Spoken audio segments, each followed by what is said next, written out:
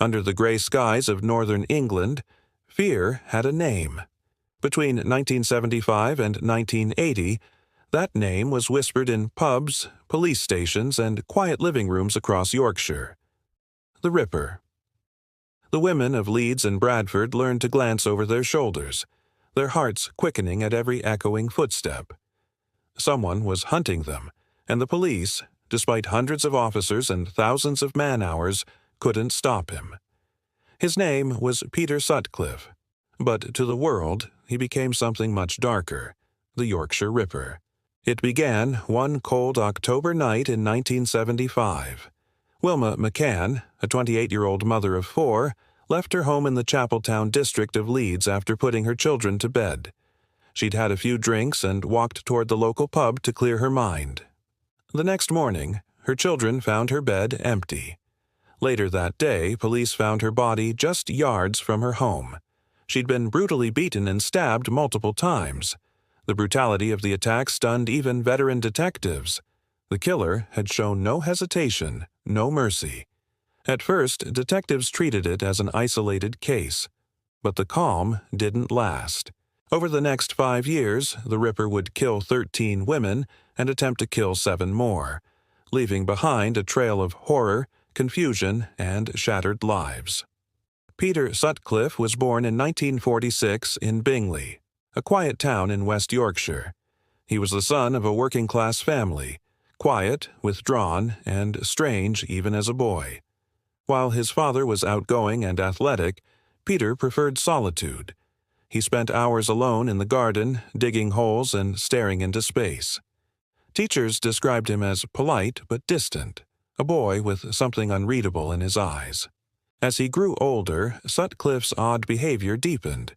He developed an obsession with sex workers, both fascinated and disgusted by them. He worked a series of menial jobs, including as a gravedigger, where co-workers noticed his eerie fascination with the dead.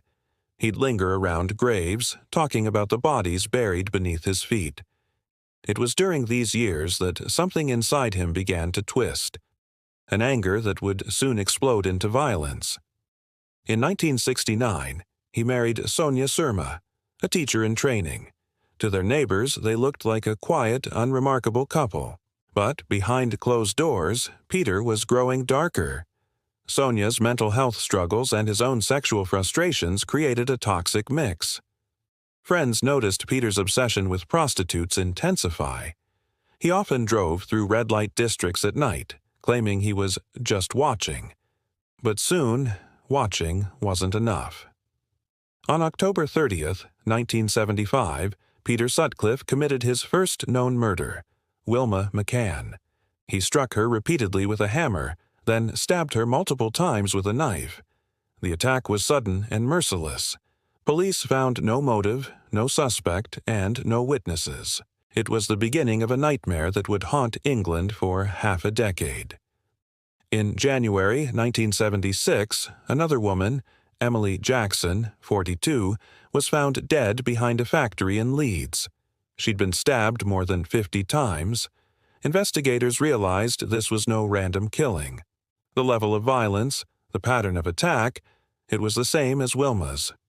The Ripper had struck again. Detectives were soon drowning in reports, tips, and confusion. Hundreds of officers worked day and night, but Sutcliffe was always one step ahead. He changed his patterns, killed in different towns, and struck women who didn't fit a single profile.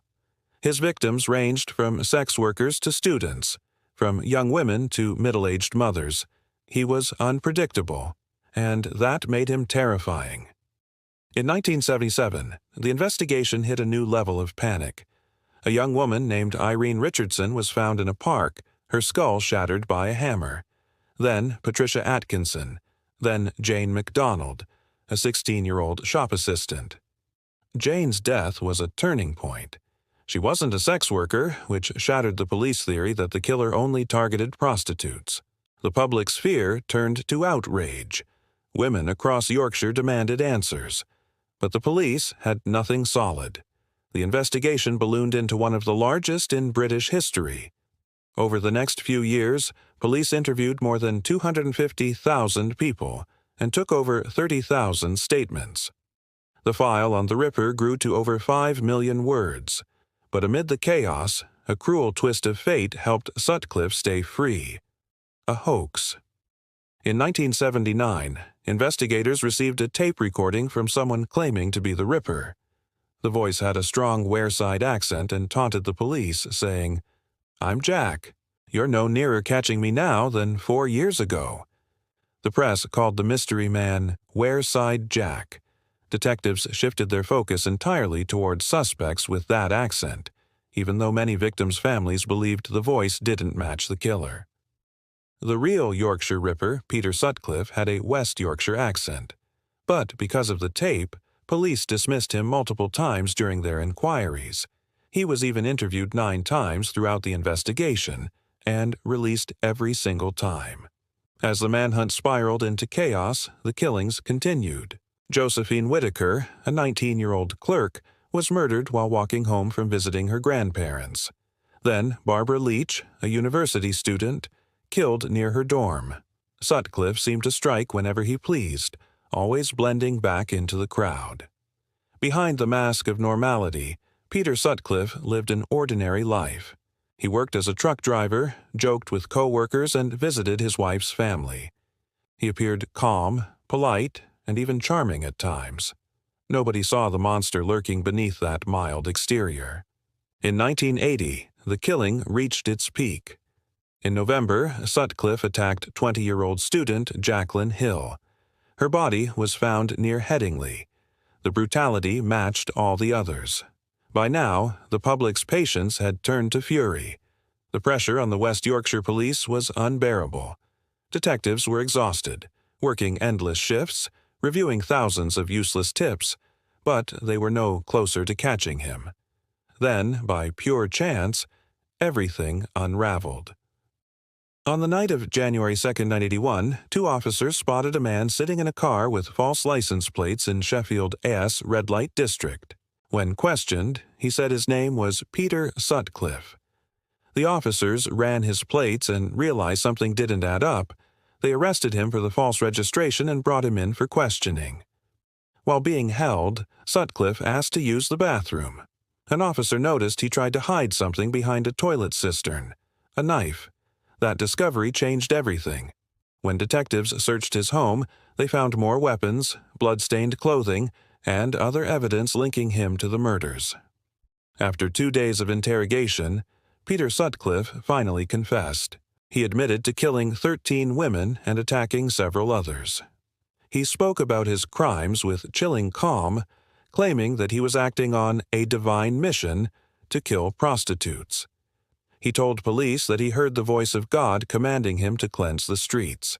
During his trial at the Old Bailey in May 1981, Sutcliffe pleaded not guilty to murder, but guilty to manslaughter on the grounds of diminished responsibility, arguing he was mentally ill. The court rejected that claim. The jury found him guilty of all 13 murders.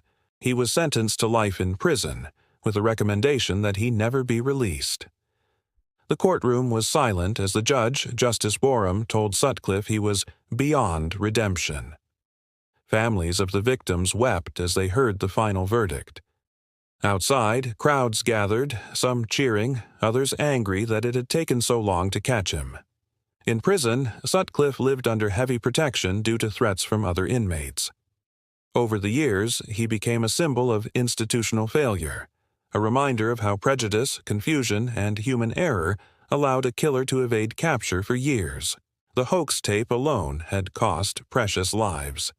Decades later, the voice behind Wearside Jack was identified as John Humble, a man from Sunderland who confessed in 2005. He was sentenced to 8 years in prison for perverting the course of justice. His hoax had sent investigators down a deadly path and allowed Sutcliffe to keep killing. Peter Sutcliffe remained in custody for the rest of his life. He was transferred from prison to Broadmoor Hospital after being diagnosed with paranoid schizophrenia. He died in 2020 from COVID-19 complications at age 74, never having shown real remorse for his crimes. But even in death, his name lingers like a stain on Britain's history.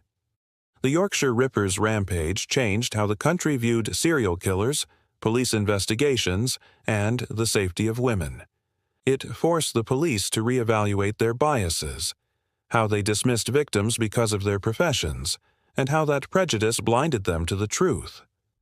For the families of his victims, closure never truly came.